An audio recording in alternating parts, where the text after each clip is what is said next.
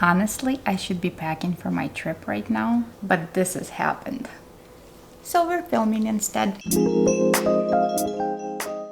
Hi guys, welcome back to my channel. If you are new here, my name is Elena and today's video is going to be about this gorgeous Hoya Carnosa Compacta. This plant is a monster. It's so long, it's so big, you guys. And it is decided to bloom for me. I was trying to remember how long I have this Hoya for, and honestly I can't, you guys. I don't know, but it has been a little while.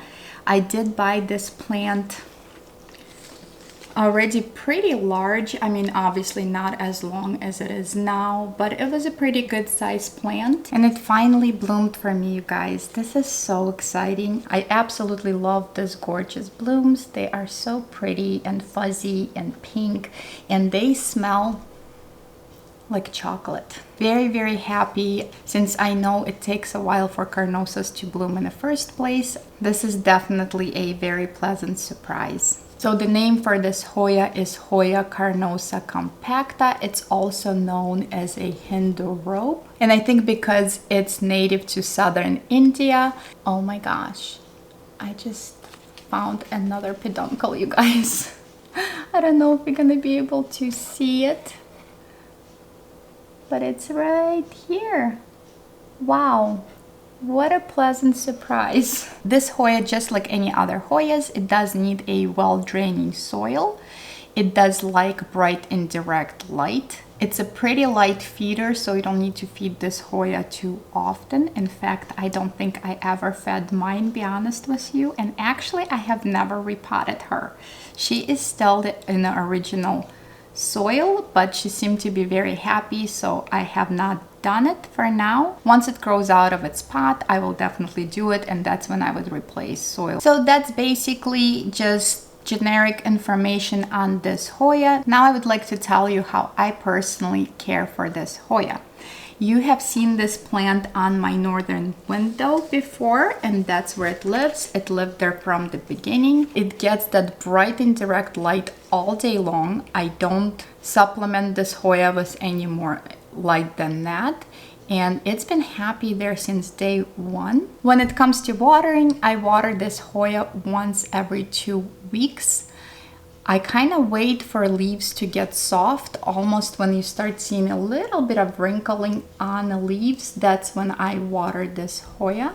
You obviously don't want to wait until it's too wrinkled because you don't want any roots to start dying back. And usually I soak it pretty well. I water it until the water comes out. Then I make sure I drain the rest of it so it's not sitting in this tray right here, because you definitely don't want a root rot, and Hoyas are very prone to root rot. So, and then I put it back and don't worry about it for at least 2 weeks. I find it to be a very, very easy Hoya to care for. Blooms are absolutely amazing bonus for this plant. I find a lot of people saying this is very, very slow growing Hoya. It's a yes or no in my experience. So for instance, this clone that I have right here, I find it to be a very, very fast growing Hoya. It just never stopped growing for me all year round. It just keeps on going. So I found that this one in particular grows really, really fast. Another one I've had, I mean, I still have it. I just chopped it up. But another one you guys have seen in my previous plant tours, I had it in my bedroom on my northern window, and that one was painfully slow grower. I guess it depends what you get, you guys. So it's a hit or miss. You can get lucky and have a fast growing one, or it just might grow very, very slow for you. That's my personal opinion on the growth rate on this Hoya. As of propagation, I have propagated this Hoya before. Like I mentioned, I chopped up the other one. So, and it's very, very easy, just like any Hoya. You can cut the vine anywhere you want. As long as you have a node, you're okay. A node is the part where the leaves are growing from, so just make sure you have a set of leaves. Make sure obviously you have a stem to put it into whatever you want. It could be water, it could be leca, it could be sphagnum moss, it could be direct soil propagation. That's the way I personally prefer to propagate my Hoyas. Any way you want, whatever you feel comfortable with, the end result is the same. I promise you will get roots. And if your stem is too short, since the leaves are so dense on this Hoya, you can always remove one set of leaves so you have a longer stem. And that's about it, you guys. It is such an easy Hoya, you guys. I really don't have any trouble. It's one of those you water once every few weeks, put it back, and just forget about it. And let me show you my propagation that I have. Again, it is not from this Hoya, it's from the other one from my bedroom. And I took a little cutting. I mean, I have more than that, but I'm showing you just one today. So basically just take a little cutting right there, put the stem in whatever medium you would like to propagate, and then I put it in my propagation box, which is basically a plastic box. And I do have holes usually on top of the lid because I'm not a person who just gonna go every day and open them up and aerate them. And I put them on my heat mat under the grow light. And usually within about 2 weeks you would get some roots.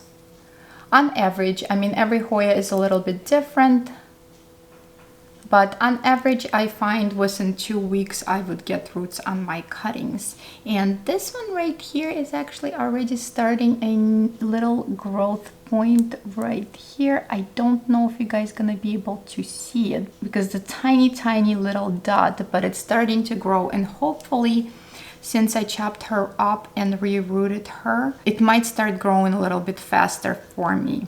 Because this little guy, I've had it, if you remember in one of my videos, it was on a round trellis and it's literally only went halfway up, and I've had this Hoya, I wanna say at least 4 years, you guys. It was one of the first Hoyas I've gotten, and it really barely grew for me. It did bloom, but it barely grew for me.